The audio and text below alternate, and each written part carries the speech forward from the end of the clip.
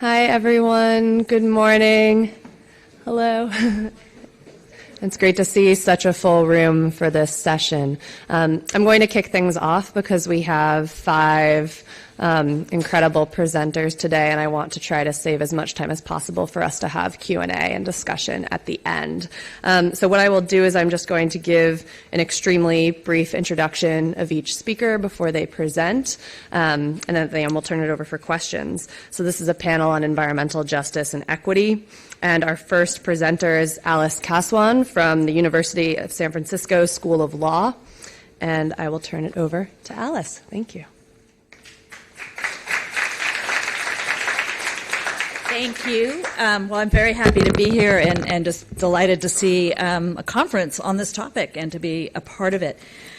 So I'm going to be shifting our gaze a little bit away from the immediate coastline that is the primary focus of this conference, thinking about the coastlines and sea level rise and the need to retreat from the places where people will leave, right, what I will call the sending communities, and focus on the places where they will go, the receiving communities. So this has already started. We can think about Hurricane Katrina, where at least, by some estimates, at least 100,000 residents from New Orleans ended up settling permanently in the Houston area after Hurricane Katrina. But we're expecting much greater numbers over time, people leaving the coast and moving to other areas. So how are these migrants going to find housing and employment and new community? And what will that migration mean for the receiving communities on all of these fronts, right, on housing, employment, community, as well as in terms of the local political dynamics that may end up emerging in these receiving communities? And this is going to raise significant social justice questions.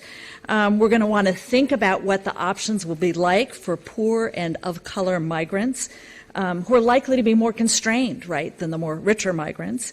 And what will it mean for the poor and of color residents in receiving communities as they see an influx of new residents? We can think just quickly even about gentrification and its implications. So I want to talk a little bit about this project, mostly to clarify that I am here presenting on behalf of a team. And this is a project that is being proposed. I'm not here to present the research. I'm here to present the questions that this project is posing. And we have an interdisciplinary group. I think probably the most well-known among us, or one of the most well-known among us, is Matthew Hauer, who's now with the Department of Sociology at Florida State. He's the one who really knows the demographic work. And then working with David Flores, who is a policy analyst at the Center for Progressive Reform, which is a group of law professors, primarily environmental law professors who are interested in impacting social change, and he's among the hired staff. And then I and Maxine Burkett at the University of Hawaii are the law professors who are mostly in an advisory role on this project, which basically means don't ask me the hard questions in this context. So we are currently seeking funding to launch this research project. I think we, along with probably half of the others in the room, have sought funding from the National Academy of Sciences Gulf Research Program and their project on thriving communities. But we're looking there and elsewhere potentially for funding for this project. So matter of overview here. I'll talk a little bit about the context, the kinds of levels of migration we're anticipating by 2100, and then turn to the project. And that is to do a more granular demographic analysis of the characteristics of those migrants, not just the 13 million, but what their demographic characteristics will be, to analyze what the circumstances are likely to be in at least some case study receiving communities. So what's going on there as a backdrop. And then to think about what some of the law and policy recommendations we might be able to come up with, at least as a preliminary matter, for enhancing the resilience of receiving communities as well as making sure we've got a good experience for migrants coming in. So I'll start with the context. Looking at anticipated sea level rise, as many of you know, we're projecting 1 to 4 meters of sea level rise by 2100. a lot of our work will be focusing on about 2 meters or less. And that'll have a lot of impacts on the coast. I missed last night. My flight was late. I'm sorry.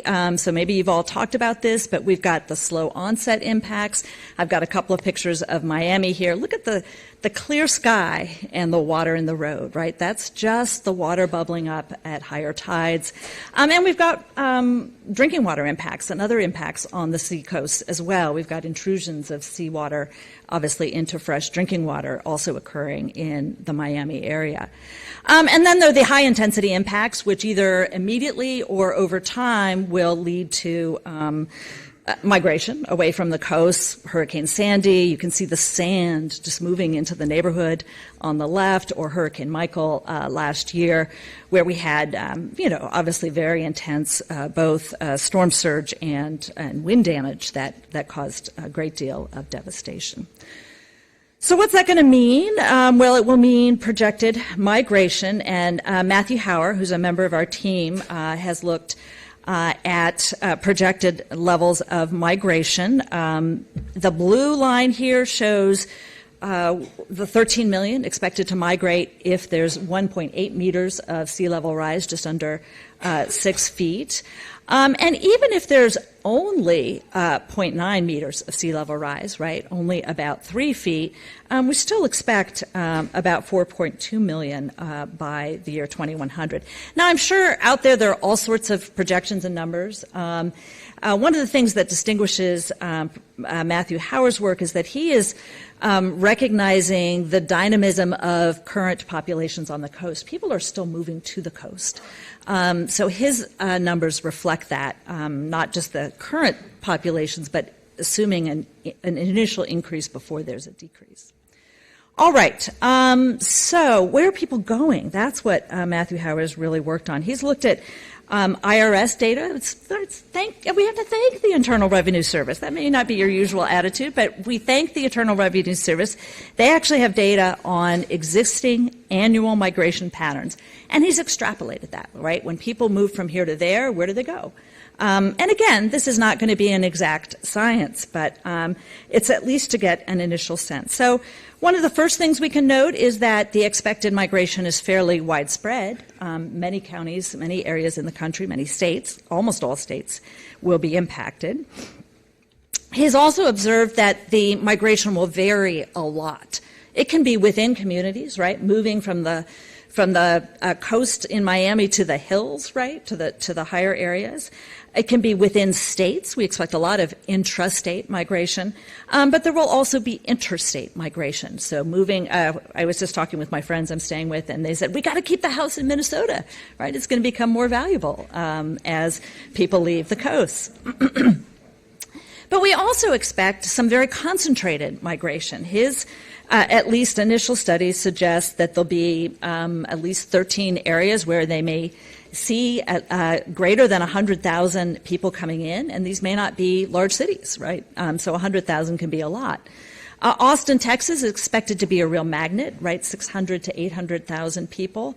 Orlando, Florida, we already know, is quite a magnet after Hurricane Maria and may continue to be so, especially given the magnitude of coastal shifts in Florida that are anticipated. Look at the red down in the southern Florida. That's an area where we expect a lot of people to go.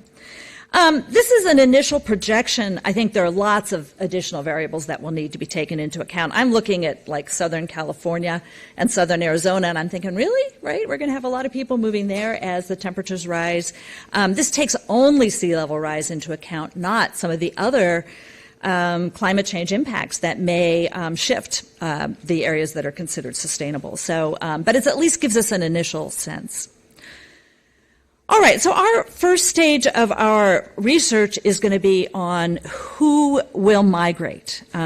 We just have these numbers, 13.1 million or 4.9 or 4.2, depending on our sea level rise projections. But we need to look at the demographic variables. And as many of you know, if you've walked into this room for this panel, the migration experience is likely to be very strongly mediated by underlying demographic characteristics that'll affect the ability to cope. So, of course, income is going to be very important. Can you rent or buy a home in a receiving community? Race is important. We have lingering discrimination and that affects housing access, and obviously we know that race is very much tied to income as well. So we're going to have socioeconomic, racial characteristics really affecting the ability to succeed in migration, and if we have people of color and poor people migrating, it's going to present distinct issues. For the elderly, we know that's an enormous factor for adaptation and ability to cope. That's going to affect your ability to integrate into and find a place in a new community.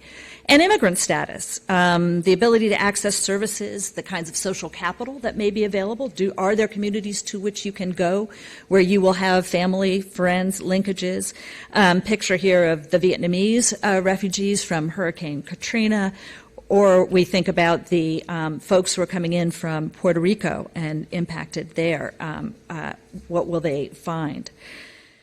So this brings us to the first phase of our project, which will be the demographic research, and we will more specifically be looking at the 319 coastal communities that are most at risk, and again, look down and assess the demographic characteristics of the populations that are likely to move, and this could be complex because the fact that you're being impacted doesn't mean you're going to be the first to migrate. Who stays and who leaves, and income and other variables can influence. There's some initial studies that are out there that show that income and other variables can influence the likelihood of migration.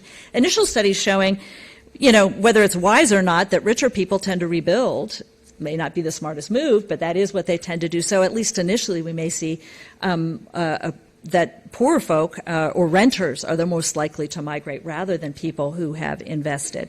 But a lot to be still determined there.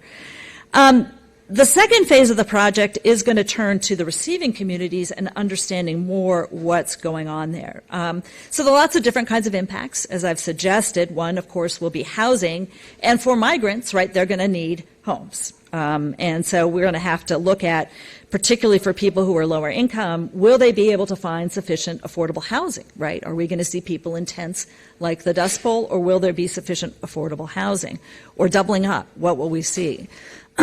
For receiving communities, we need to be looking at whether this will intensify pressure on affordable housing, right? If a community is already dealing with insufficient affordable housing, how will having additional migrants come in? Will this be pushing rents up so that even if there wasn't a problem before, now there will be a problem? Or if you have richer people coming in, will we see gentrification of previously poorer areas so that housing that was once available becomes less so? So all kinds of impacts in receiving communities. We've got infrastructure and development issues, of course. Community infrastructure like roads, sewage, et cetera, if we're seeing really population growth in the hundreds of thousands.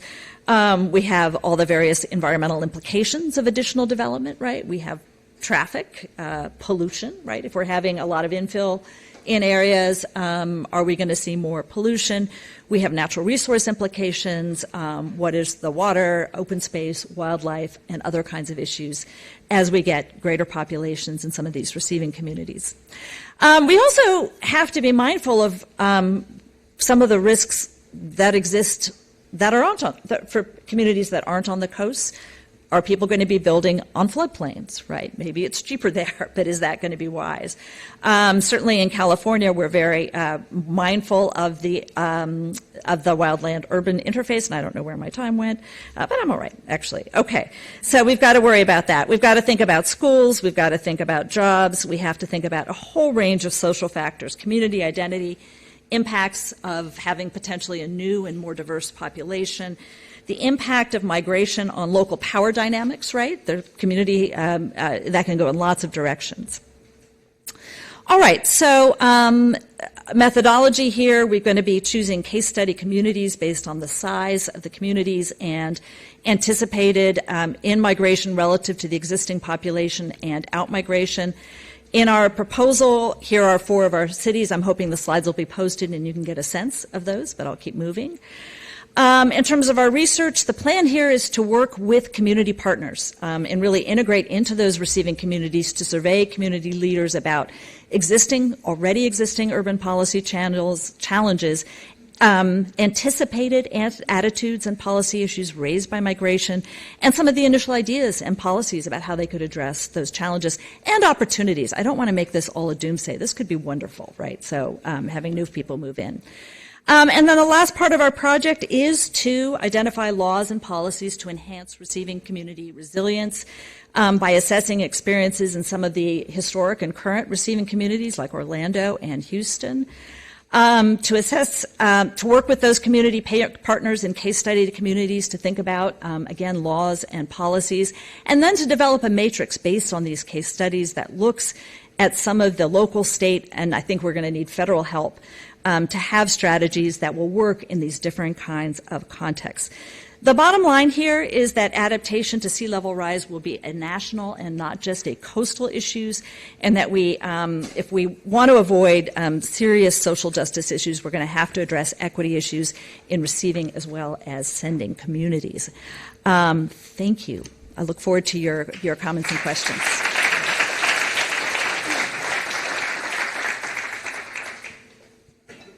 Thank you so much, Alice.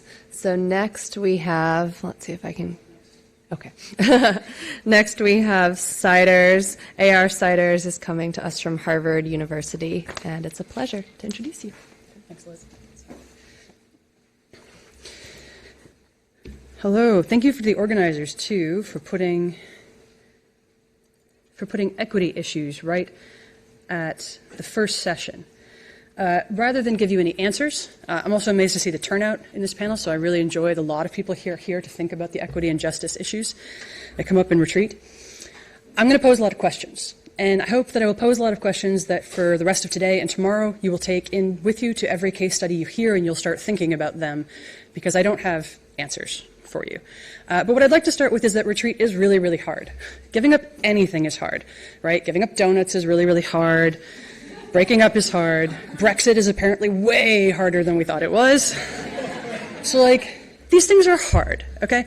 And managed retreat is really, really difficult. And I want to throw this out there because managed retreat is even more difficult than most people want to admit, right? Yeah, managed retreat, it's a great solution. I'm a promoter of managed retreat. I think we should be retreating. But I think we have to recognize how difficult it is going to be. And one of the things that makes it so difficult is everyone in this room would agree that we should have just retreat. Right? Okay, now what does that mean? What does that look like? Are we even talking about justice? Are we talking about equity or fairness? I just came back from a whole conference where they spent 3 days debating the meaning of these words, and I don't even want to go there. But so just whatever concept makes you feel warm and fuzzy inside, try to imagine what that feels like in a retreat context. What does it mean? And one of the big questions in retreat is, who's going to get help? Who's going to get help relocating? Right? We're going to have a pot of money, and that pot of money is going to go to Ile-de-Jean-Charles and not to Newtok, Alaska. Why? Is that right? Should it have gone to Ile-de-Jean-Charles? Should it have gone to Newtok? Should it have gone to both? Should we have put more money into the pot? Should we help every single community who wants to relocate, or are there going to have to be hard decisions made that some will get money and help and some will not? In Staten Island, more than one community applied for buyouts, but only some got them. Why? And what signal does it send to the homeowners who didn't get the buyouts? Does it send a signal that their homes are safe? Right? Devin McGee's study showed that some people who moved out of Oakwood Beach moved into those neighboring neighborhoods. Possibly because, well, they're not being bought out. It must be safer there. So should they have gotten money? Should all of the communities who applied got money? Should everyone who wants a buyout get money? The National Public Radio, some of you may have seen this coverage, right, did an analysis where they concluded that white communities nationwide have disproportionately received more federal buyouts. Money not necessarily doled out to those who need it most, but those whose property is valued most. This is a paper by Marino talking about how cultural implications mean that white communities are getting bought out more. I'm not sure this is factually true, but this is part of the narrative. Is this a bad thing? Is it a bad thing if more wealthy white people are getting help relocating and more indigenous or minority communities are not? Think about the converse. If I came out and I told you that only African American communities were being bought out, would that raise some concerns too? So who should we be buying out? If not the white people, if not the African Americans, if not the indigenous people, who should be getting help to relocate? Right? When people don't get bought out, we get these problems. We get these headlines: brutal choices in Houston, sell your home at a loss or face new floods. So not getting bought out can also be unjust, right? Not getting money can leave you trapped in risky areas where you are forced to rebuild in a place you don't want to be. This man tells a story about being forced to have his children in a place where they cry every time it rains because they're afraid. But he can't leave because of the economic pressures. Is that injustice? Some of you may have seen this infamous green dot map from New Orleans, right? One of the proposals was to relocate neighborhoods that were most at risk. Well, the neighborhoods that are most at risk in New Orleans tend to be primarily African American.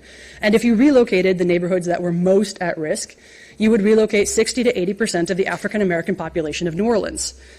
Now, that immediately raises some red flags for me in a justice issue. But if you don't help the communities who are most at risk, who should you help? Well, who decides? Well, the answer is very simple, right? We should let them decide. Excellent. Who's them? All right. Are we talking about the individual? Or are we talking about the community? Right? Should every single homeowner get to decide to relocate or not? Or should every community get to decide? If I offered you $100 to all move to the back of the room, but you have to agree to move together. Well, you got here early and you wanted a front row. See, you don't want to move, so no one else is going to get money either. How much pressure are you going to suddenly be under by your neighbors to give in and move, right? New York City offered an incentive to neighborhoods that moved all together and then had to remove it when they realized how much social pressure they put on people who didn't necessarily want to move, right? Who counts as a community? In Ile-de-Jean-Charles, right, there's a tribe on Ile-de-Jean-Charles, but there's also at least one non-tribal member on the island. Should the non-tribal member get a vote in whether or not the tribe relocates? He lives on that island. Should tribal members who don't live on the island get a say about where the tribe relocates? Notably, the chief. Well, the answer seems obvious, right? Of course the chief should get a say. This is a tribe, after all. They have a state-recognized sovereignty. Well, let's make it a little more complicated. What about the lower Ninth Ward? They're not a tribe. They have no sovereign governance. They're a community. They have a very strong community tie. Should they be deciding as a community or as individuals as to whether or not they relocate? What if some individuals don't want to relocate and others do? How do we handle that conflict? And if we think that the community should decide, then where do we draw those boundaries in terms of community? If you're not the front row homeowner who's going to be bought out, but you're the homeowner who's behind, should you get a say? You're going to be affected. If they move, you'll suddenly have beachfront property. And if they don't, you'll have to help pay for and deal with the consequences of them staying. We're all federal taxpayers. I'm going to assume that you're all federal taxpayers. So you're paying for all of these buyouts. Should you get a say? After all, you're paying for the consequences of them moving, and you're paying for the consequences of them not moving. So should you get a voice in that? At what point are we drawing those lines? What happens if people don't want to move? This is Dauphin Island, Alabama. They have paid $9.3 million in flood insurance premiums in and received $72.2 million out. That's an awesome return on investment. All right? I mean, they've rebuilt over and over and over again because they don't want to relocate. And that's great. That's their choice, right? Because this program has decided it should be voluntary and people should only decide when they want to move. Meanwhile, we are paying the $64 million to enable them to live there. Is that fair? And is that fair now? Sure. Is that fair for the next 40 years, 50 years, 100 years? Is there ever a time point where we say, you know, we've paid in $6 billion, maybe that's enough? And where's that line? Right? Because maybe it's not now. Maybe now we're thinking, yeah, no, this is fine. This is okay. They've lived there. They deserve to stay. Should they be able to build new houses on Dauphin, Alabama? Should they be able to build more expensive, larger houses that will be more expensive to repair and rebuild? So just think about it. If they don't move, is it fair? Should we pay for it? And how do we decide? Do we start thinking about things like Newtok, Alaska, and Ile-de-Jean-Charles, and Manhattan? I don't know how many of you remember the history of Manhattan, that there was a slum relocation committee that took low-income communities out of Manhattan, filled in a bunch of wetlands, and moved low-income communities onto those wetlands, known as, like, the Rockaways, and places that flooded during Hurricane Sandy.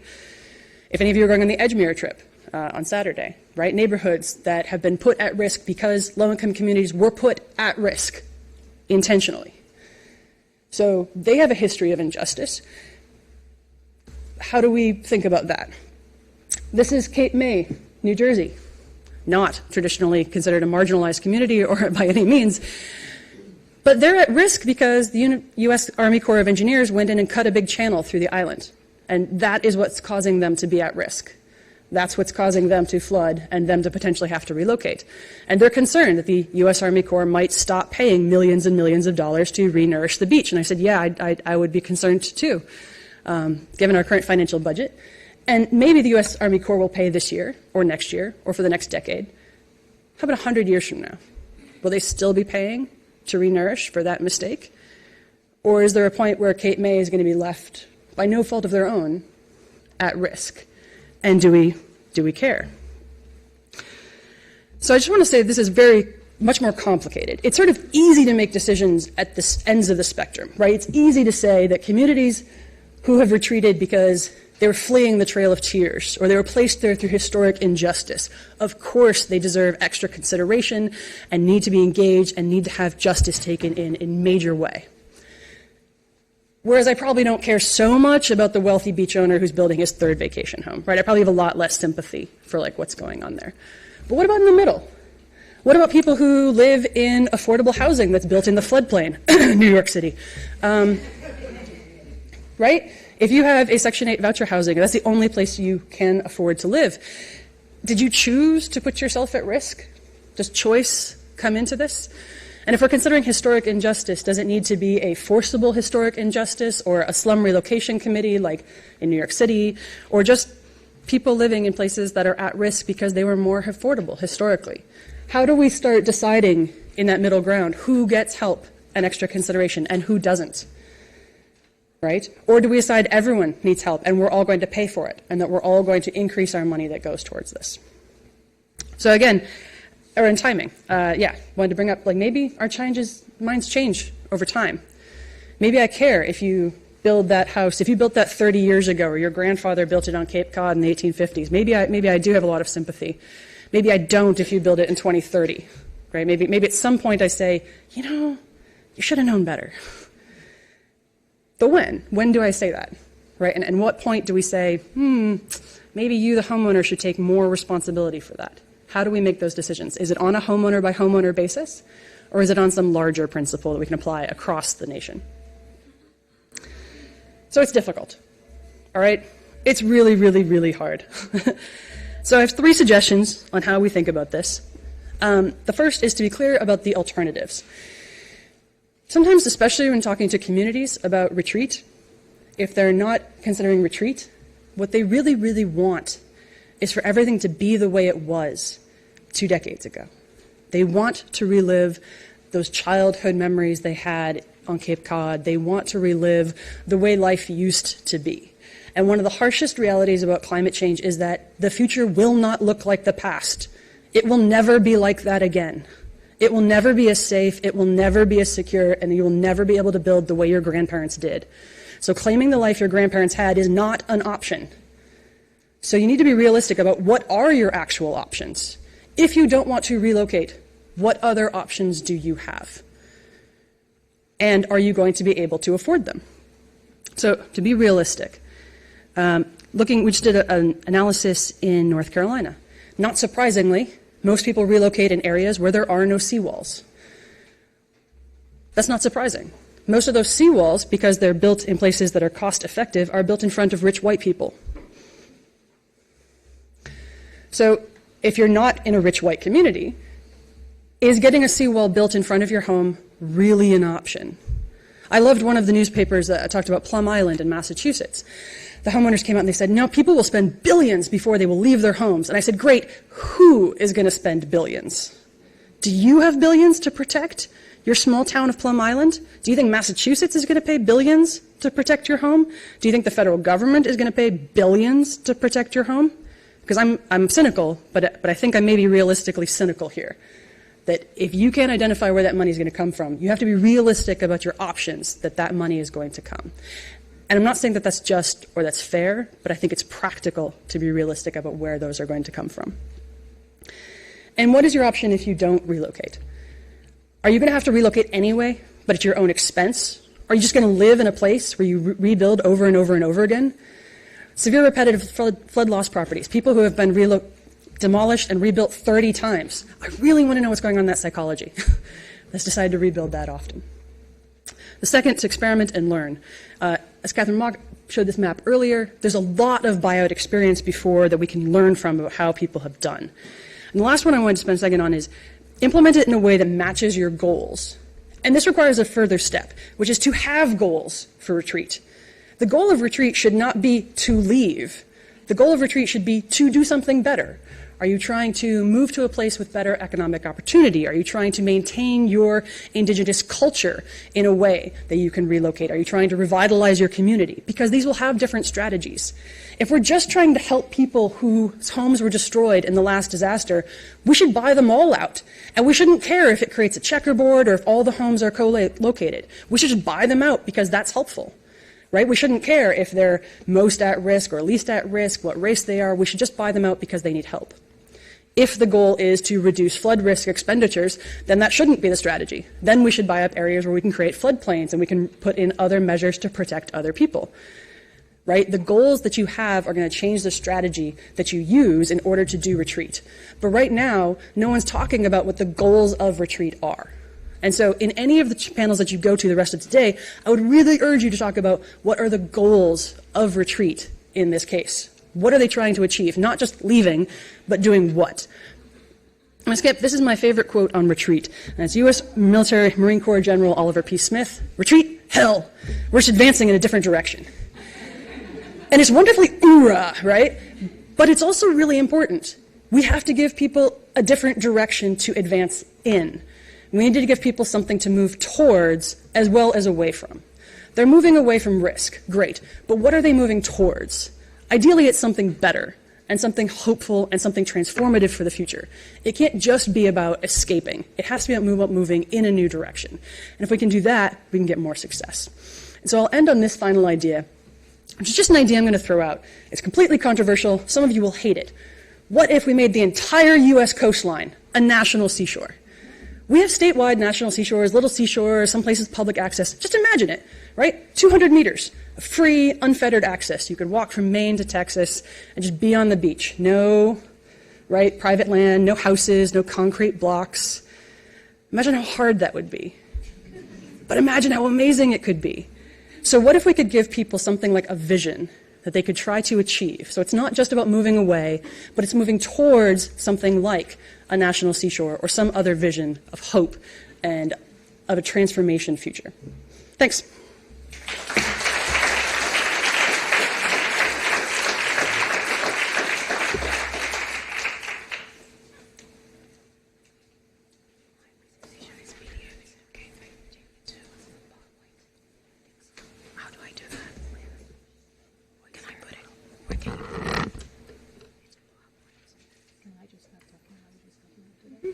Yeah, let me quickly introduce, with pleasure, Jolla Ajibade, who's coming from Portland State University.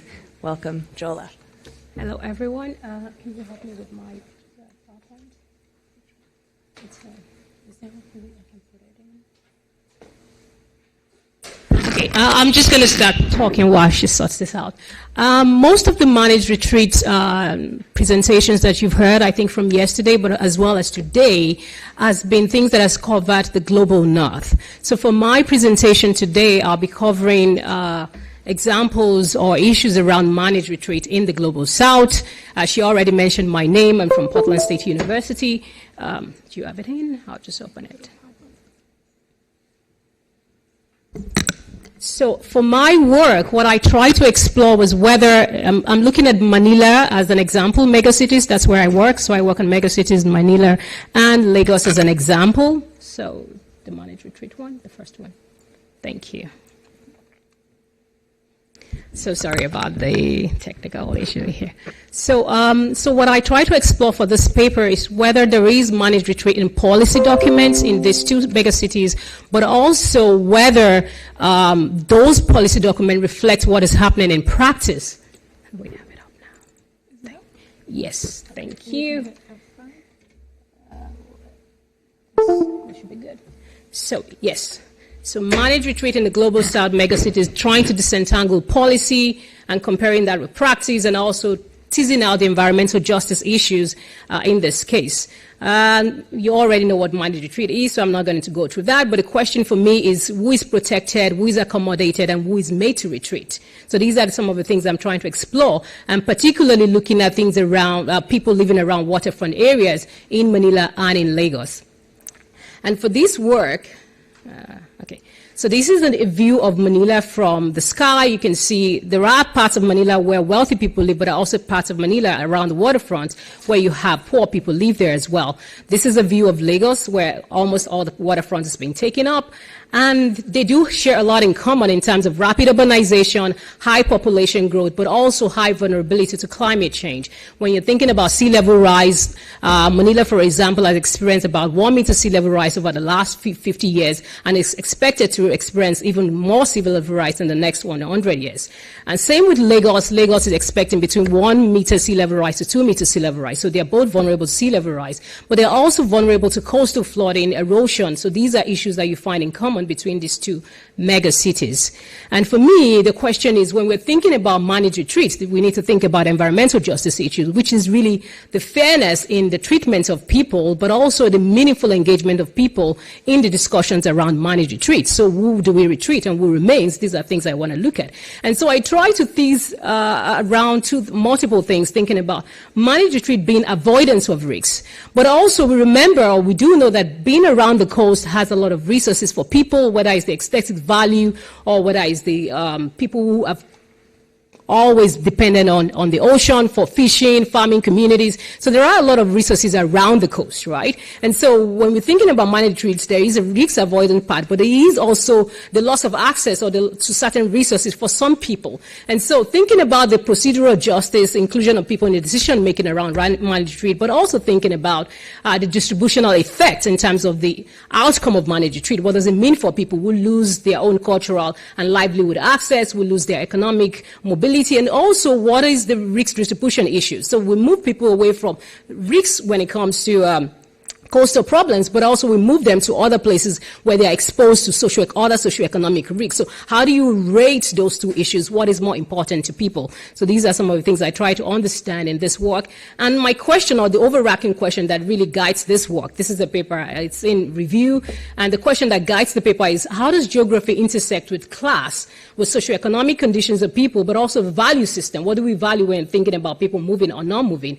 And so how does this shape the ability and willingness of people to retreat or to want to adapt in situ? So these are the key things. And so I raise a number of questions. So when a city adopts or refuses to adopt retreats, whose interest does it serve?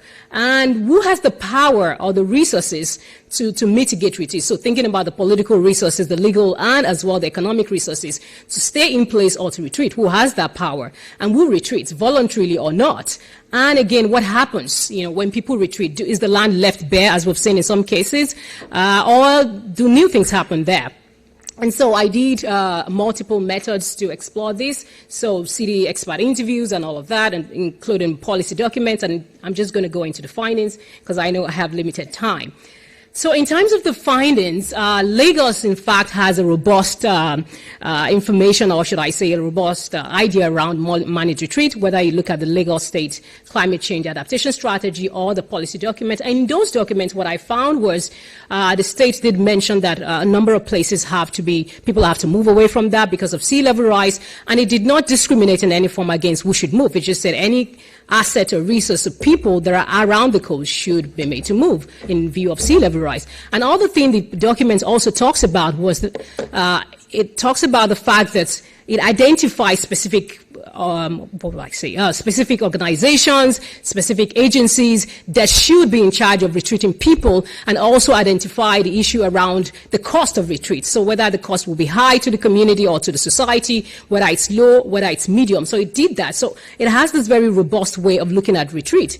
In the case of Metro Manila, and Metro Manila consists of 16 cities, but at the metro level, the policy document at the metro level doesn't mention any retreat, whether it's a Climate Change Act or the Disaster Risk Economic Reduction Act. But if you look at specific cities within the metro, Kaswan City was the only city that I found has some elements of managed retreat in its policy documents, and that document just came out between 2017 and it's going to go into 2027. And in this document, they mention the fact that they should consider the relocation of climate refugees, but also the relocation of ISFs, that's the informal settlers families that are around the coast in Manila.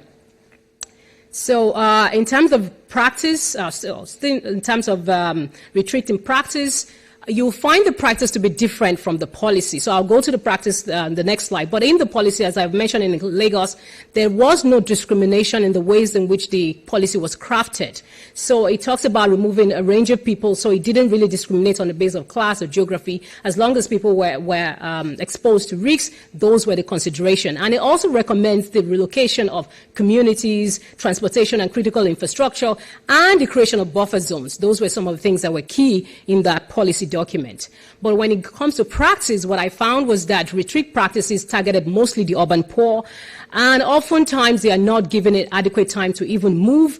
There has been a lot of forcible eviction, which started around 2012 when these retreat policies were even made. So at the time the policy was made, at the same time we see a lot of people being forcibly evicted, starting from 2012 and going into 2017. There has been a lot of mass eviction of people. And also there is this construction of the poor as being risky, living around the coast, that they're exposed to risks and that it's really dangerous for them to be there. And so this has been used to mobilize, in some ways to weaponize retreats against the poor, as I've seen it. And so this is the Otodogbeme community that were removed in 2016 and also in 2017. About 30,000 people were forcibly relocated. And some of them, in fact, as of 2018, some of them are still living in their canoes, and some had to move to other waterfront slum areas. So the question I think AR asked was, so when you remove people from a particular risk, where do they go to? Those are important questions that I think the managed retreats literature hasn't really found ways to answer effectively. And also the government, in the case of Lagos, is not supporting people in terms of giving them alternatives when they are forcibly removed from the sea area. While that is happening, we also see an advancement of land reclamation happen all around the coast of Lagos. The Eco Atlantic City, many of you may already know that, is one of the major ones that people have talked about. It's been built on the Atlantic Ocean, and it's claimed that it's going to help mitigate against sea level rise, coastal flooding, and all of that issue. But it's not the only one that is happening on the coast of Lagos. If you look at around the lagoon, there is Orange Island currently under construction, and there is Gracefield Island under construction. So AR asked a question earlier. She said, so when you move people, you need to do something better. The question is building this new urban development the better option, or what is better? And those three that I showed you are not the only ones happening. There are several others that you can see. There is the Ilubiri one. There is the Banana Island has always been there, but there are a number of others that are already ongoing. And there is, of course, Eco Atlantic City. So we see that the poor are being moved, but then the rich are being advanced on the coast in the name of, responding to climate change. And so the sea level rise question for the rich when it comes, so this is a comment from a city expert that I asked, and he said sea level rise is not considered an imminent risk for Lagos. But when they're talking about the poor, it is an imminent risk. And so you see these two different values being put in place when they're thinking about the rich and also thinking about the poor. And this utopian development have been framed as a source of resilience. It's going to bring about trickle-down economic development. It's going to help the city. And sea level rise is not such a big deal, but when it comes to the poor, it's a big deal. And moving on to Manila Results, I mentioned earlier that Manila doesn't have a managed retreat in policy. Even though Lagos had a managed retreat in policy, we can see the practice is that it's only the poor that are being removed and then the rich are being advanced on the coast. In Manila, there is no policy at the metro level, but in practice, the targets of retreat is in fact happening, and those who are targeted are the urban poor, that's the informal settlers families, but also the government offices are being targeted for retreat. And the plan is to move the government offices to New Clark City within the next 20 years, and the city is already under construction, so that such government agencies and offices will be able to respond effectively to disasters in Manila when it happens. And so not only are the urban poor being removed from waterfront areas in Manila, they're also given social housing in out-of-city relocation site, and they're also given opportunity to pay for mortgages over their house. So the first time you move them, for 1 year they have a free house, but then the subsequent years they have to pay. However, the challenge, one key thing I want to mention here again is that it's only the urban poor. So there are other people along the coast, other wealthy communities, but also middle-income communities that are not being removed. So those are some of the issues in the case of Manila, but at least they have some support from the government. But then again, we see that even though people have been moved, they're coming back. And someone said, you know, they don't mind being removed. This person says, as long as we have a place to be transferred, it's fine. But of course, you want there to be jobs. So if you transfer to a far place and you can't eat anything there, you die there too. So the idea of moving people away from waterfront areas so they don't die, but then you move them to a relocation outside of where they have their social ties, their network and jobs and social and other things like social amenities, healthcare system, all of that, and you move them to this other remote area, they feel they will die there too, either out of starvation or out of other problems that they're likely to face there. And so people are coming back, even though they have the support. And again, there is the issue of risk perception. In dry season, parts of Manila seem habitable, and so people live there. In rainy season, it can be dangerous, but when it's dry, you also see people move back to some of those waterfront. So those are some of the barriers to retreat in Manila. But just like Lagos, again, I found that the mayor of Manila has also approved some islands to be built along the coast. So we see a similarity there between that and Lagos. One of the islands, this is the new Manila Bay that will be constructed on the Manila Bay. So it's called the Smart City. Another is Solar City, which should come up. This also currently being constructed on the Manila Bay, so sort of similar to Lagos. And these are all the other ones that are in plan to be constructed around the bay. Again, the poor being moved, but then the rich being advanced. So what happens to the coast when people move? This is, in the case of both cities that I've explored, it's new advancement, it's new utopia structures that have been replaced.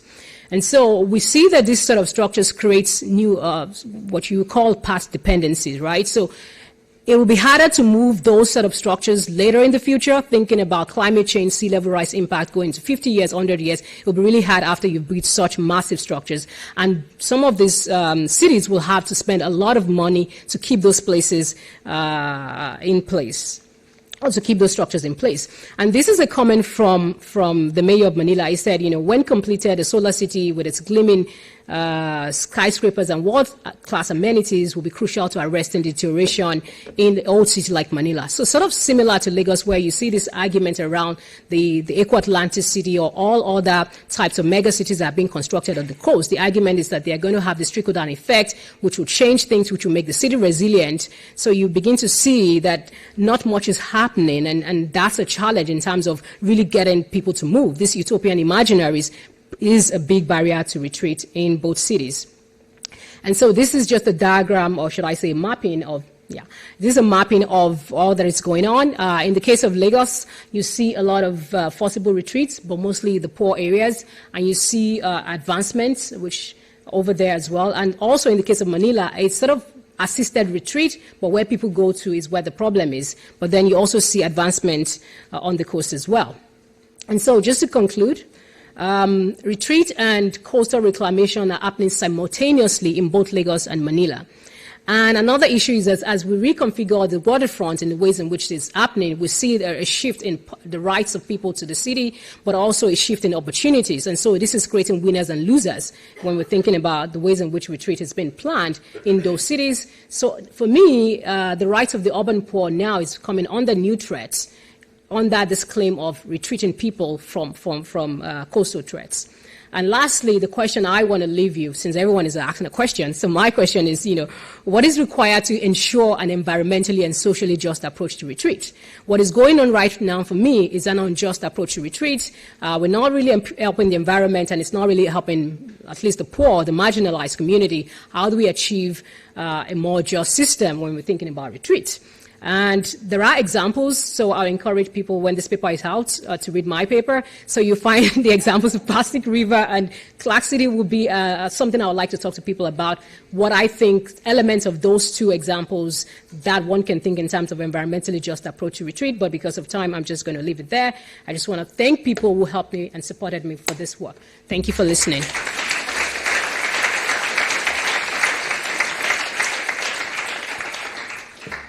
Thank you so much, Jolla. Next, we have Allison Bridges, who is here from a very short distance away from the Earth Institute at Columbia. Thanks, Allison. All right. Hi, everyone. Welcome. Thank you for joining us today. Let's see. Let's pull up my slides here. All right. I think I went too far. All right. Hi, I'm Allison Bridges. As she mentioned, I'm here at Columbia University in the Earth Institute. I'm in the research program on sustainability policy and management. And what I work in is urban-level decision-making. So I'm interested in the institutions and the information, the data that urban decision-makers use to make decisions and to manage the redevelopment process of cities, which is an ongoing issue. I'm interested in how they address equity issues and environmental issues over time. So I look at this in general, but I have a background in disaster relief work. I worked for the WHO in Indonesia after the Indian Ocean tsunami, and there was a lot of destruction and a lot of loss of life in Indonesia. I worked in Aceh in the years that followed. So because the WHO is not an implementing agency, they always work through the Department of Health, and they always partner with local level institutions. So I had a lot of insight from working there into how these organizations monitor and manage collaboration across different parties. So I became very interested in this process. And for me, even though I work more generally in these issues, the pre-existing social equity issues that are in a city come into stark relief in the post-disaster environment. So I feel like it's a really interesting place to start looking at some of these issues. So first, this is the first stage of a larger body of research. I'm just going to share with you some things that a colleague and I, Lise d'Argentois, who's from École Polytechnique, and she and I collaborated on this last summer. And we began looking at sort of the equitable distribution of resources after Sandy in New York City and the Reconstruction efforts, and whether or not it increased gentrification pressures or neighborhood change pressures in certain areas that were heavily affected by Sandy. So for those of you who aren't familiar with Sandy, Hurricane Sandy, Superstorm Sandy, it was a hurricane originally. It went up the eastern seaboard. It collided with other storm systems and also the astronomical high tide and created a lot of flooding and inundation across New Jersey and New York. There was also a lot of wind damage across the city. This map shows the inundation area in parts of Staten Island and southern Brooklyn and Queens, around the Jamaica Bay area. It's about $70 billion in damage. 17% of the city's landmass was inundated. 76,000 residential buildings were damaged, but that was about 300,000 housing units that were affected. And 45% of FEMA IHP funds, so that's the individual and household program that has distributions to people who are in need immediately after a disaster. So there was a lot of that funding that came into New York City. About 45% went to single-family homes, and that's slightly more than the single-family homes were about 42% of the affected, or 40% of the affected area. So there was a lot of multifamily housing that didn't get as much funding. So there was already some inequalities in how the FEMA funding was distributed. There was also about $4 billion in funding from the Community Development Block Grant Program, which is managed by the Housing and Urban Development Authority at the federal level. So there was a lot of money, federal money, and then of course there was private sector reinvestment as well. So we're just going to look at demographic change around the heavily affected areas. This is just a map looking at the different damage estimates. This is FEMA data. It's available from Open NYC. You can see that the eastern side of Staten Island was heavily affected, as well as the Rockaways, the Jamaica Bay area, and the southern coast of Brooklyn were the most heavily affected, although there were other inland areas, like I said, that had wind damage or trees that fell. So I'm not going to talk too much about the methodology because it tends to be sleep-inducing, but I also, if I don't talk about it enough, then I get a lot of questions after. So what we did was to look at all these different variables. There are other people who have created a gentrification index, just in general, and so there's a huge body of literature. So we started looking at other people who have created an index and what variables they use to sort of look at gentrification pressure, a basket of attributes that can change in a neighborhood when you're starting to get this kind of pressure. This is a complete list of things we looked at. We collected a lot of data, and this is who used these different approaches. And we started to look at correlations and pull out the ones we were most interested interested in, as well as adding a few more. I'm particularly interested in mortgage changes, mortgage reinvestment, and loans approved in these areas to start to see how that might be related to gentrification pressures.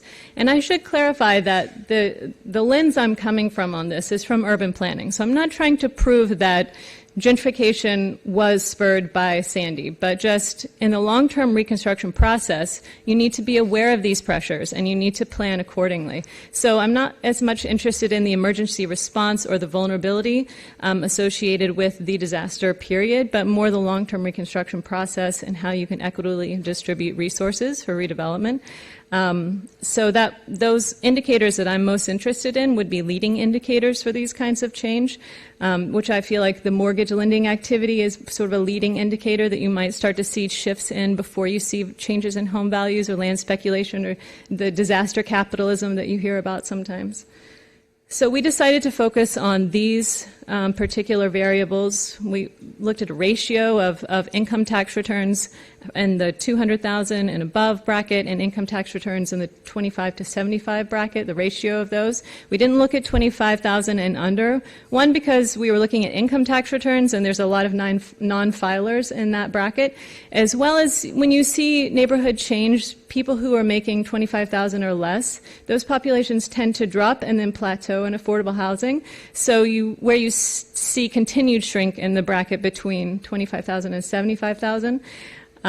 We included white population, although we weren't specifically looking at race and ethnicity in this study. We were really just focusing on income shifts and changes, which is kind of the more straightforward definition of gentrification. Do you have more affluent people coming into your neighborhood that's increasing that pressure for displacement?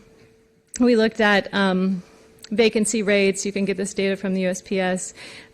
Property values we got from the assessment roll for New York City. And so we had to aggregate this data up to the zip code level because income tax returns are only publicly available at the zip code level. So then to create the index, first of all, indices are something that a lot of people like to use and a lot of people like to criticize.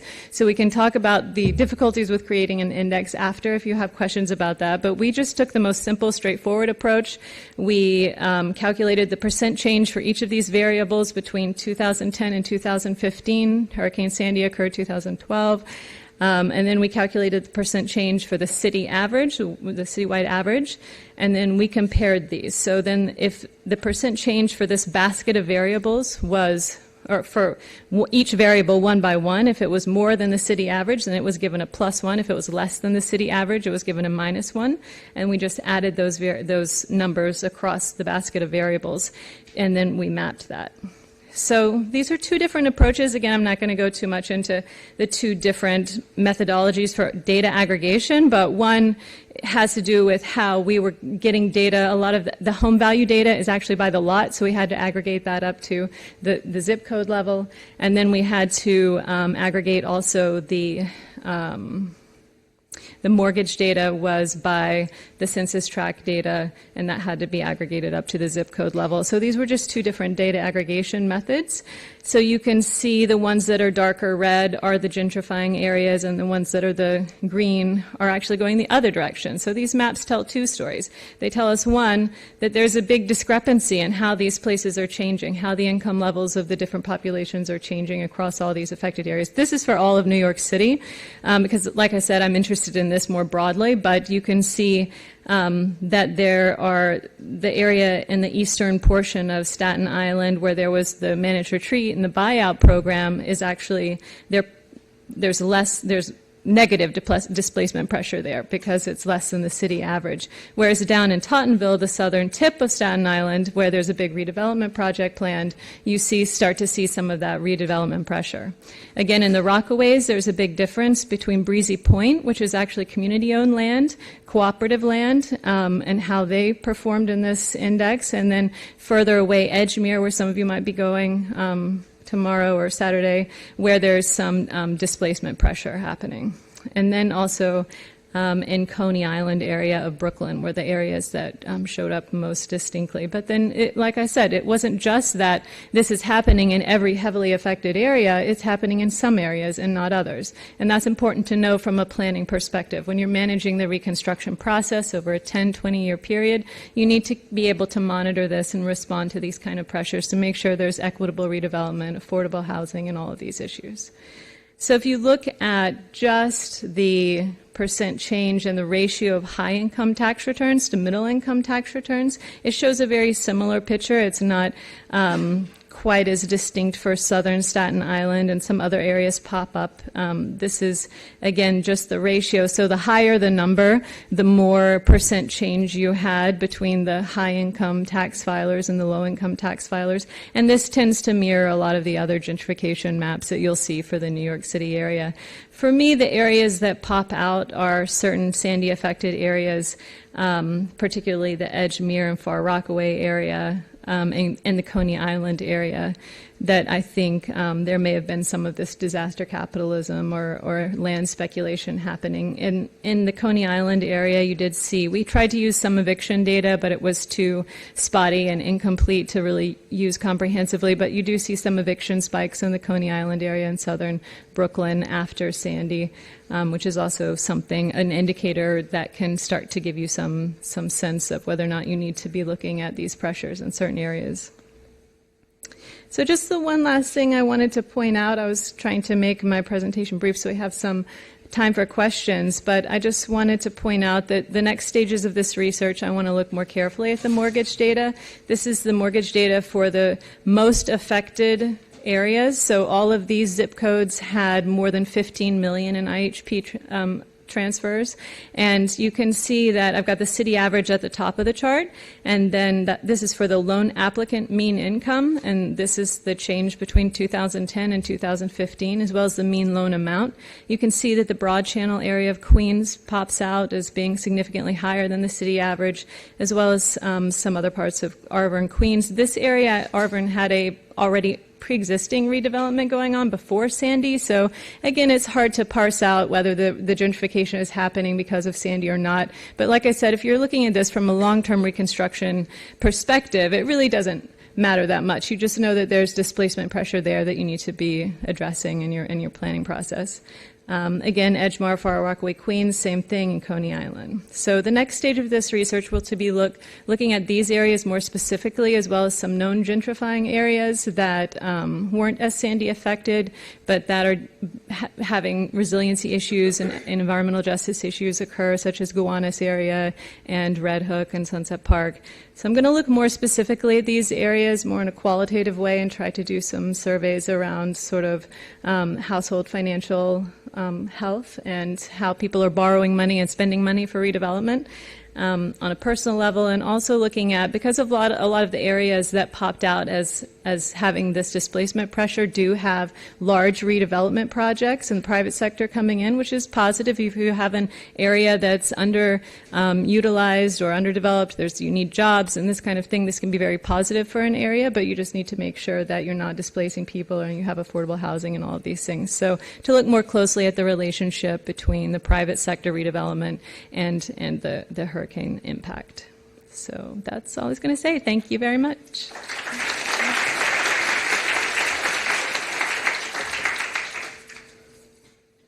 Thank you, Allison. Our final presentation today is from Robin Bronen from the Alaska Institute for Justice.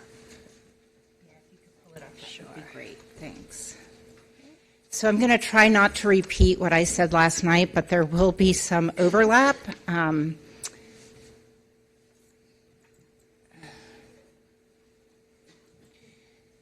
So I'm going to talk about solutions and answer a lot of the questions that were asked during the plenary and that sitters talked about. And I'm going to start out with this picture because these are the people that I am responsible to in the work that we are doing, which is at its heart decolonizing the systems that have caused these communities to be faced with this existential threat And I hope that when you leave this room today, that you think about your greenhouse gas emissions that are causing these people to lose the places that they love and call home.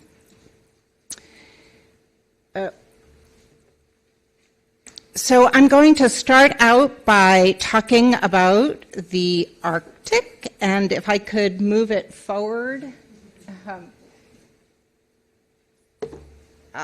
Thank you. Thank you. So if you're not familiar with the term polar amplification, I hope when you leave this session today that you are. The Arctic is warming at least twice as fast as the lower latitudes. And what that means, I mean, if you're thinking about the Paris Agreement and what those thresholds that we're supposed to not reach, we've already far surpassed them. So in Alaska, where I live, in March of this year, we were 20 to 40 degrees Fahrenheit above normal, 11 degrees Celsius. That is not an anomaly. That is what is happening generally in our wintertime.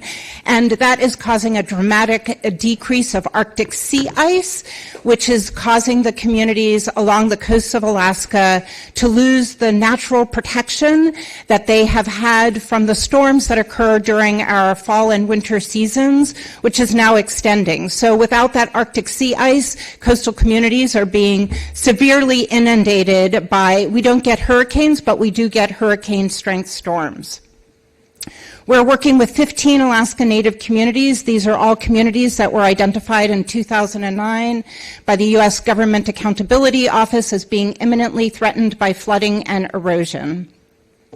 And so when I start talking about this concept of planned relocation, it's really important for me to define what that means in Alaska, based especially on the plethora of terms that we use. So first and foremost, this has got to be voluntary. And as a human rights attorney, what that means is the right to self-determination. And one of the reasons why that is so critically important, as Sinead spoke about earlier, we know the consequences of government-mandated relocations. They have caused the impoverishment of people all over the world. And in Alaska, the federal government forcibly relocated the Anungan people during World War II to Southeast Alaska, and 10% of the population died. It's also got to be a disaster risk reduction strategy, which means that in order to protect that right to self-determination, people need to be in the places they call home so that they actually can exercise that right to self-determination to decide when, whether, and where they go. It's a long-term process, as people have been talking about. So at a minimum, we're talking 10 years to actually be able to move people in a way that they feel like will protect the things that are important to them, including their ability to maintain their kinship and social ties, and to be able to maintain livelihoods. So, as a human rights attorney, there are no human rights documents that specifically look at this issue of community relocation, but there are a number of internationally agreed upon human rights documents that outline the human rights that need to be protected in this context. And the right to life, of course, is paramount.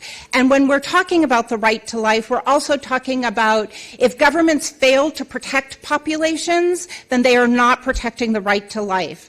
The right to be able to maintain traditional food gathering is critically important, obviously, for indigenous communities, and revitalize cultural traditions, and the right to improve livelihoods.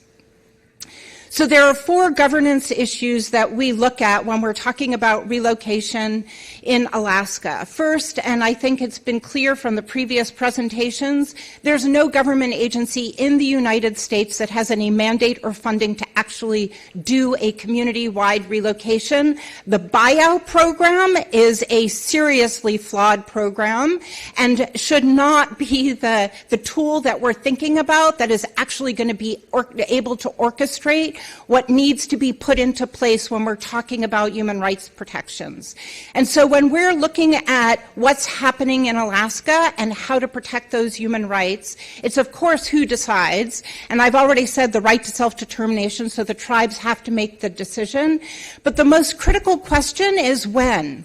At what point in time should that decision be made? And that is the heart of the work that we're doing.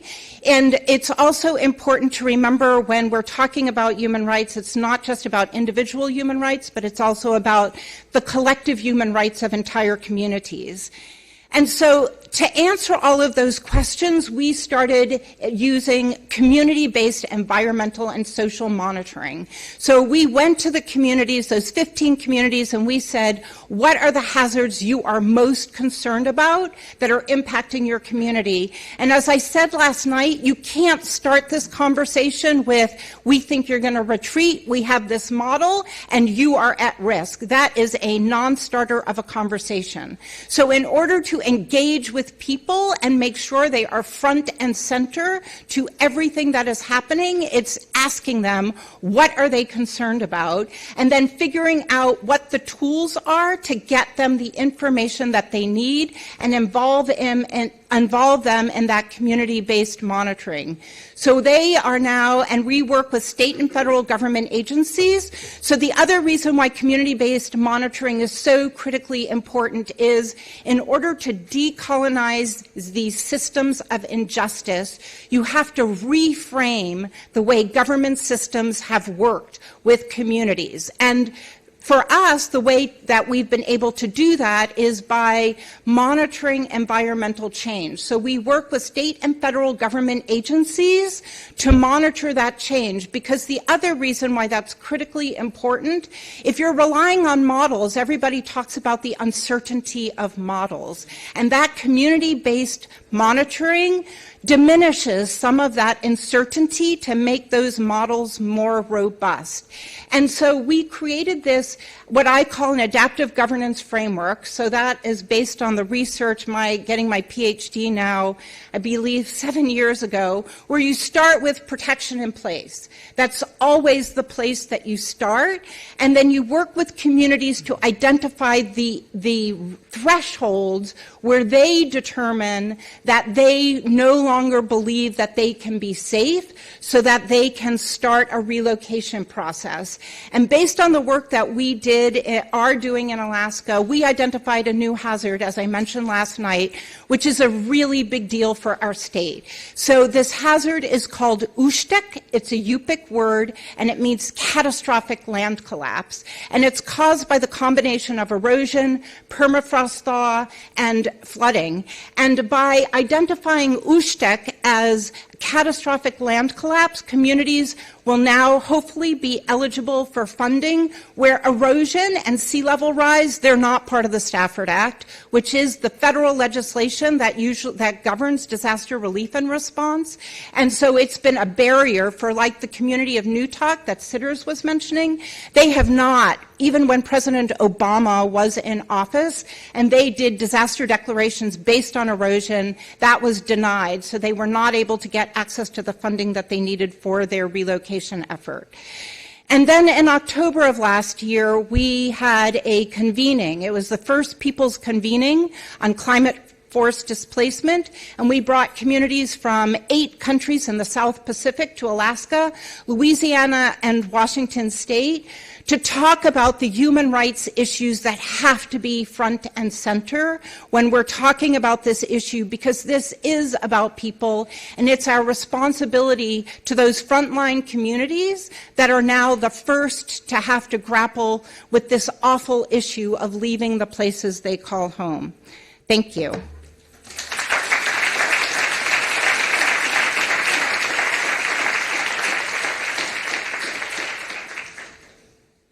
Thank you, Robin. If I could ask all the panelists to come up here to the front. We have about 8 minutes officially, but I'm going to unofficially add 5 extra minutes for questions because there's so many of you in the room, and I'm sure we have lots of questions. All right.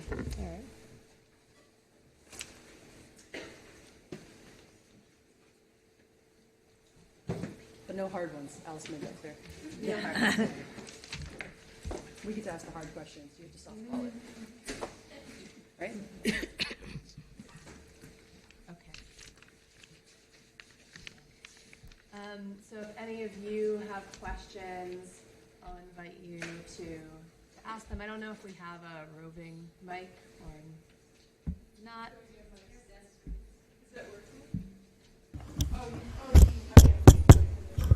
Okay. Okay, perfect.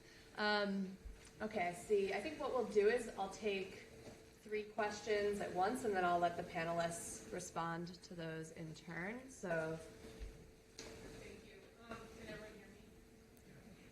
So, Robin, I'm wondering, in light of what AR said about this question, what are we bringing people to? How would you answer that question in the work that you're doing with these 15 communities?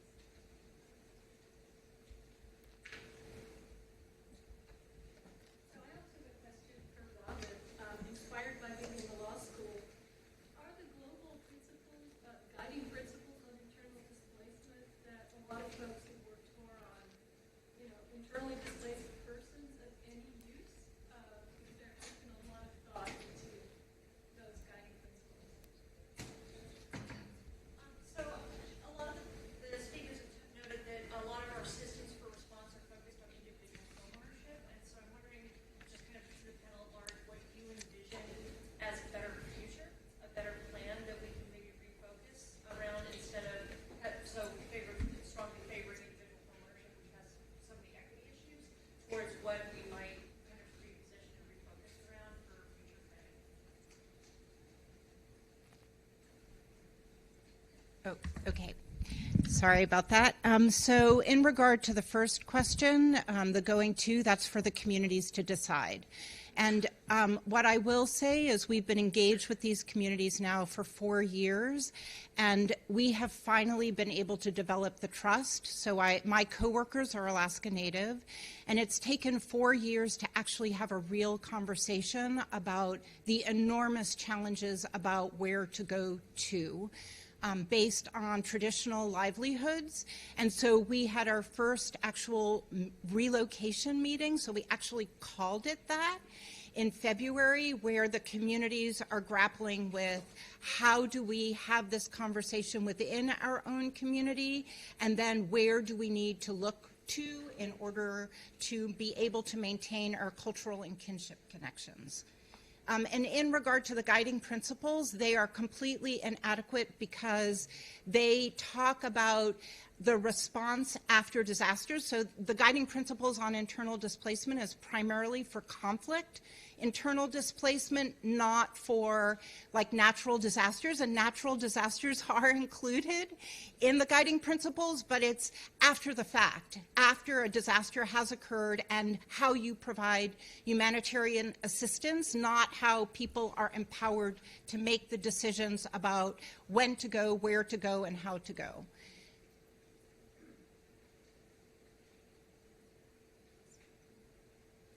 Well, on the last question about how we reframe away from individuals, personally, I think we have to start making decisions and thinking about long-term planning at much larger scales. Moving back one house away from the beach doesn't deal with 7 meters of sea level rise. So it buys us time, which Susie Moser pointed out is important, but it doesn't get us to a full solution. And this is one reason I think that cities are going to have to play a much larger role in their land use planning. So it's no longer about just what house do we relocate, but where are you building your schools? Where are you building your hospital? Are you building them on the seaward side? Or ideally, are you building them on the inland, safer, higher ground side, right? New York City, are we putting new electrical substations in the floodplain? Or are we building them in higher upper ground areas, seeing what happened in Sandy? Decisions like that need to be made. And then at a state, much larger decisions need to be made about some communities just will cease to exist over time. And it's a when question, as Robin points out. It's not maybe now, it's not this decade, but it's something we have to start thinking about. The infrastructure we build today is likely to exist for the next 100 years at least. Think about the subway you rode in on and how long it's been there. So we need to be making decisions for things that will exist 100 years from now or more. So 2100 is no longer far enough in the future. So we need to be thinking longer, larger scales, and a bit more transformative. I don't want to be one of the people who's saying, oh my gosh, it's climate panic. I prefer to think about this as an opportunity. There's so many things wrong with so many parts of our society that this is a chance to really rethink about what we as individuals, collectives, as a nation want to do in the future. And at the risk of saying, like, let's make America great again, like, let's do something with our coast that would make it cool and great again and not just like a concrete block. So, well, and we need to make sure that who's at the table of making those decisions, because that's what I get really concerned about. When people are talking about policy level decisions and the folks who are on the ground who are faced with this are not at the table.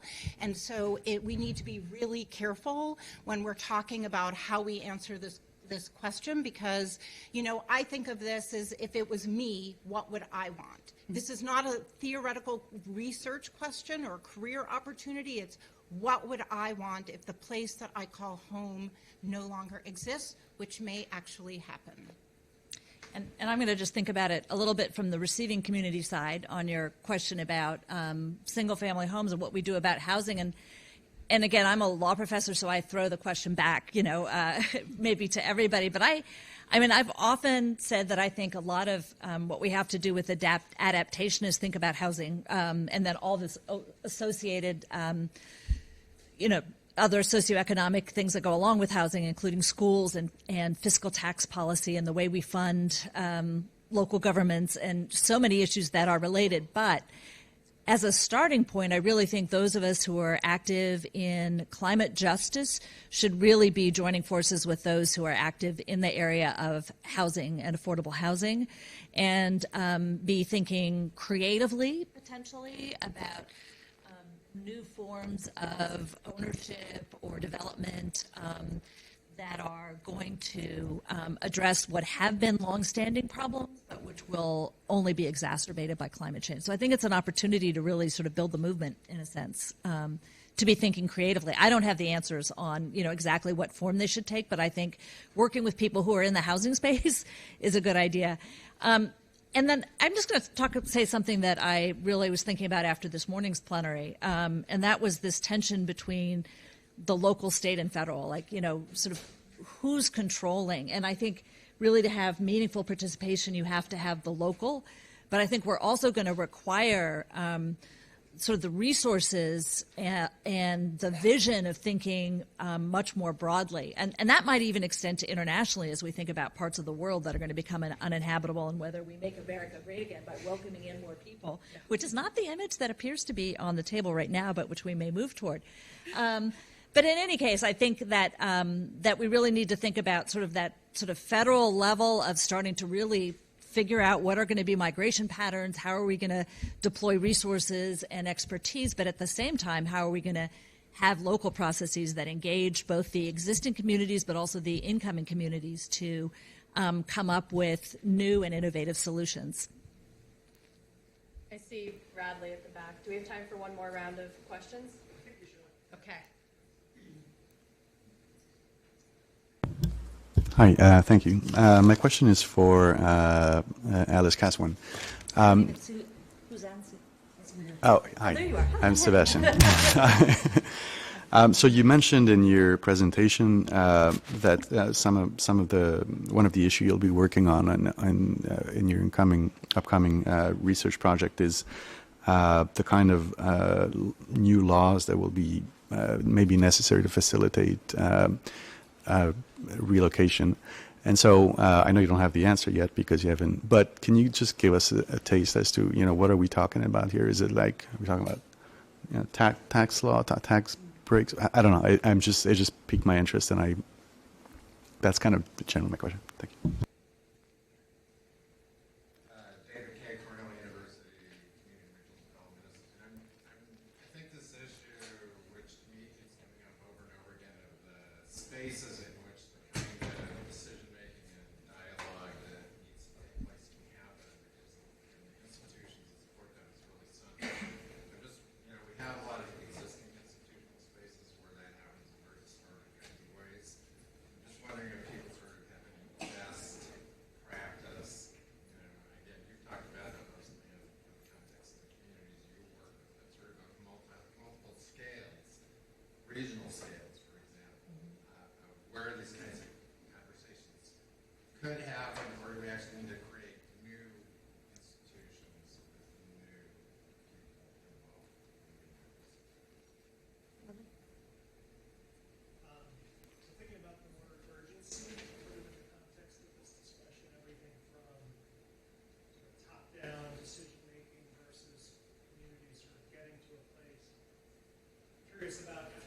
the urgency is an objective reality, but also there may be some dangers in throwing the word urgency out because it gives you a pathway towards forcing things on people that may not match their view. How do we think about urgency while simultaneously thinking about enabling decisions across all these different scales? And I will exercise my moderator privilege and ask Jolla's question, too, to the panelists as they have a final word. What is required to ensure an environmentally and socially just approach to retreat? Which I think the presentations have done an amazing job of showing just how thorny a question that is in this case. Yeah, I can comment on that as well as the question of institutions. It's difficult, as we saw. It's easier to ask questions than to have answers. But we certainly do need new institutional structures, and we certainly do need new methods of collaboration. As one of the speakers mentioned last night, is that the local communities really are the brain trust of a lot of stuff that's going on the ground. So it doesn't matter how good we are at devising new decision support systems for our urban planners or for our decision makers. We really don't know what's going to work until we talk to the communities. And really, it's an experiment. It's going to be an experiment as we go forward and try to mediate all of these different forces between social equity and rebuilding in a way that is resilient. So it's about retreat, yes, but it's also going to be a piecemeal process. Some people want to stay, and if you want to stay, you need things to protect the environment, and that's why the redevelopment is important. It's an important question to see how the private sector is involved in building more resilient structures. So the institutions and the collaborative forums that need to be going forward have to involve all the stakeholders across the private sector, the public sector, and the community level. And that's easier said than done, so it'll certainly be a challenge. So, and I'll answer Radley's question because I'm the one who was mentioning urgency last night. So urgency in my mind has to do with reducing our greenhouse gas emissions, right? And I take that, again, personally. Like, it is up to us because our leadership is seriously failing us. And so that's where the urgency comes in, and in the work that we're doing, like it's taking time, right? And so I'm mindful of the urgency in figuring out this governing structure to answer your question, Susan, because it is working. We are recreating governance systems that involve tribes, state, and federal government. But it's a slow process when you're talking about decolonizing hundreds of years of injustice. And so that's the way that I balance it, and there is no rushing that decision-making process if we want to live in a just future. I mean, really, I think that that's because what we're all talking about is transformation about the ways that we live, that the way that we live now is not going to be the way that we live probably in the next 20 years, I would say, at the earliest, and so we need to really reconceive like what it means, and it's within our own institutions, right? I mean, we have tremendous power in our institutions. What does reframing this issue within our institutions mean, right? I mean, there's lots of different ways that we can do this that isn't about research about other communities, but about us and the places where we live. I will quickly give two examples of what I think environmentally and socially just approach can be to retreat. And these examples are also in the case of Manila, which I didn't get to show because of time. So one is the Pacific River, which was declared biologically dead around the 1990s. And so they had to remove people, but the period to remove people required 20 years of planning with multi-level governance, talking to people, talking to the national government, talking to local government, public-private partnership, a lot of citizen buy-in to see why they need to revitalize that river. And now the river is, I mean, you can look it up on the internet, has been cleaned up and communities around it have been moved and moved to other social housing. So the question is, when you're cleaning up or trying to create a better waterfront, the other thing is, where are people going to move to, which is what you're trying to address. And so I will shift that example to where are people moving to looking at the example of Clark City, where they want to move the national government offices to. And it's currently being planned. So people are still in Manila. The government office is still in Metro Manila. But right now, Clark City, they're planning the highway, roads, they're planning hospitals, a sports center, and just getting it ready before you move people.